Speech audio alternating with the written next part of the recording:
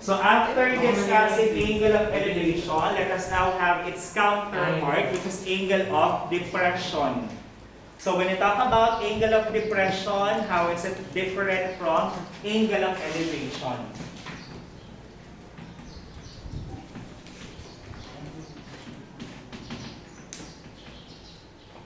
So when you talk about angle of depression, Ano po?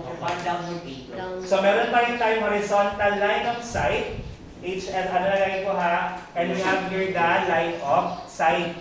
So ano ang difference niya? When you talk about angle of depression, anything below your horizontal line of sight will be considered as angle of depression. It will be from the horizontal line of sight going to the line of sight of the person or the observer. So ito yung tinatawag natin angle of depression. So in our classroom, can you see things here that will be a condition for angle of depression? Yes, Jacob? Floor po. Yung floor natin is will be a condition of angle of depression kasi ito yung horizontal line of sight natin. So below that will be yung floor natin. That will be one example of angle of depression. What else? Yes, Brian. Yung socket natin, yung pinakasaksakan natin, o yung wire mismo. This will be condition for angle of depression. Any other things? The rug. Yes. Sir, Sinabi na ulit yung rug down. Yes. Yes. Sir. Yung Nalaglag yung pen. nilagay talaga yung ballpen, yan ang intentionally kasi to prove his tawag ito, idea. Example. So that will be an example also of angle of depression. Since it will be below your horizontal line of sight, yun po yung angle of depression. So yun lang naman yung context niya.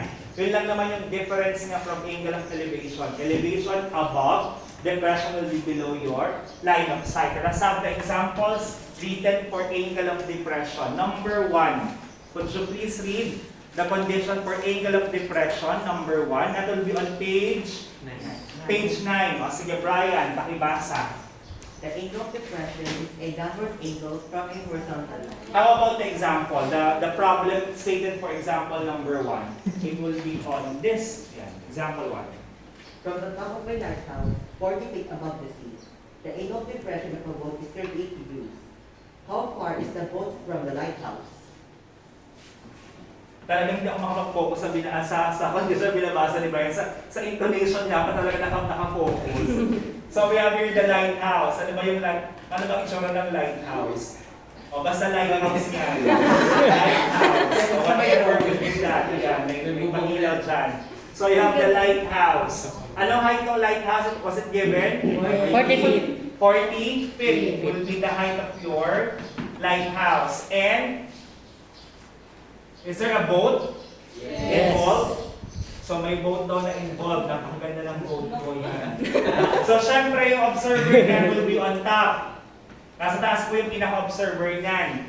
So nasa may taas ng lighthouse yung observer at nakita niya sa may dagat that the boat is, anong angle of depression given? 52 degrees. Sir, malapit lang yung pa. Ay, 38. Paki-counter check sa given condition. So we have 38. So based on the condition or definition of angle of depression, it will be from the horizontal line of sight. So kung ito yung observer natin, yung line of sight na will be on this portion. Ito yung horizontal line of sight. At yung line of sight naman niya, yung tingin niya dun sa pinaka-object, which is the boat.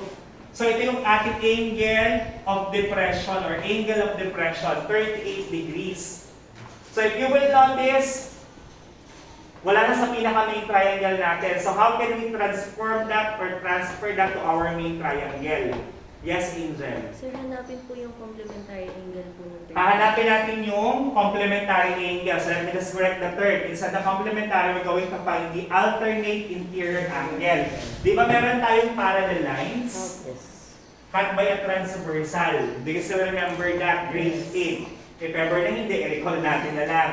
So since ito ay horizontal line of sight, yung ground o yung pinakadagat ay horizontal din naman, so they will be assumed parallel with one another. So ito yung dalawang parallel lines. Yung dagat at yung horizontal line of sight. Yan po yun. Next, this line of sight will serve as your transversal. Yung magpuputol or dadaan sa dalawang parallel lines natin. And through that, we can create alternate interior angles. Nasa loob yung angles. So these two are congruent with one another. Ito yung angle na 38. Nasaan yung angle na isang hinahanap natin? It will be on this portion. So 38 degrees for it to become part of the triangle. Question po, again, the condition why the angle measure 38 is reflected on this portion is through alternate interior angle theorem. Pag yung parallel lines na natamaan na transversal, we can create alternate interior angles. Question for that. So, mabalik tayo sa concept ng angle of elevation. So, you have again your triangle. Vertical yan, definitely, yung ating lighthouse, and yung pinaka surface ng sea natin, that will be right angle. So, we have 40 feet for the lighthouse, 38 degrees yung magiging elevation pag nilipat na natin siya from depression. So, we're looking for what? What are we looking for? What will be the problem on this case? Distance of what? So, both from the lighthouse, o yung pinaka-distance nila between each other. Yung house, ay yung lighthouse and yung boat natin. So, we have there, x. So, ano ang relationship ng theta and the sides on your given condition? Let us identify it. Anyone from the group, which is which? Alin siya ng hypotenuse, adjacent, or opposite if ever there are available, these are available. Yes, Jacob? For here is opposite. So we have your opposite, excuse me. X is the adjacent. So we have your adjacent. So these are your given condition, and definitely 38 will be your theta. So anong function ang pwede opposite sa adjacent? So it will be TOA, the pattern of TOA. So we have your tangent. Theta equals to opposite over adjacent. Or simply, we can have your tangent 38 degrees equals with what? 40. That will be 40 over x. Question po for that. Kanina, I have heard 52 degrees. We're not going to have the complement of that half. It will just be reflected at the bottom using the alternate interior angle. Maliwanag. Pero kung gusto nyo, pwede rin naman yung concept na yun. Baka yun nakalagay sa ano natin. Pwede ito 38, this will become 52. Saka mo i-repeat din yung 38. It can also be that way. Bakit? Kasi ito ay right angle. They are complementary. Kung ito po ay 38 degrees na, dahil ito ay right angle, ano yung kailangan pa for it to become 90 degrees? So we have here 52. At kung 52 naman yun, 92, this will become 38. That will be another way to show and to prove that this is really 38 degrees. Question po? Tandaan na ang depression ay nagmumula sa horizontal sa line of sight. Yun dapat siya makapag-create ng angle natin. Kasi misconception ay, pag depression, misconception na most of the time na na-encounter ko. Ang ginagawa na ng depression ay itong portion na to. From the observer, tapos hindi natin magiging depression. Maliwanag ha, it will not be the case. It will just be the complement. Going back with this one, pakisolve. So nawawala natin na yung x, so cross-multiply ulit. So we have x equals to 40 over tangent 38 degrees. Ano po ang tangent 38 degrees? 0.78. Anyone from the group para mas clear tayo? Yes, Yalong? 0.78. 0.78. Then, simplifying this one, what will be 40 divided by 0.78? What will be its value? Yes or Ryan? 31.2. So, since wala naman... Divide. 51.28.